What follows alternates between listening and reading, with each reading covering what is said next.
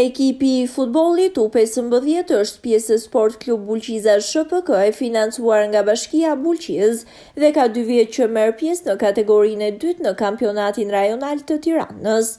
Në sezonin e vitit të kaluar, ekipi U14 arriti në finalen e madhe, duke zënë vendin e dytë.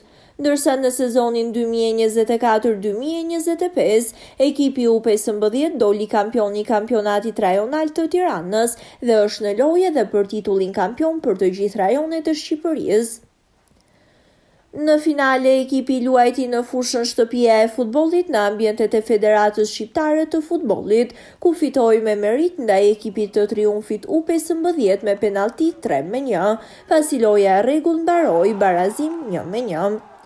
Vlen të theksohet se lojtari më i mirë i këtij kampionati, ku bën pjesë 3 grupe me nga 12 ekipe, u shpall lojtari dhe shprehja e futbollit Fiqiri Xheleku, me 50 gola të shënuar në këtë sezon, i cili mori një ftesë edhe nga programi i UEFA-s, Elite Youth Development Academy.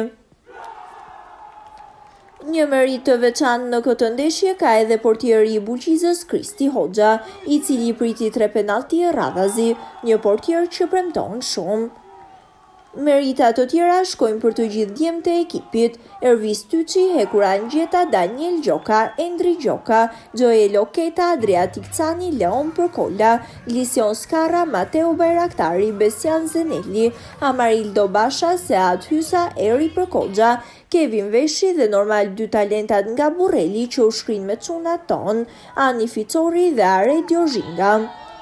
I fundit dhe dirigjenti i këtij ekipi është mjeshtri i futbollit, i cili ka një jetë që punon me moshat, profesor Andi Topi.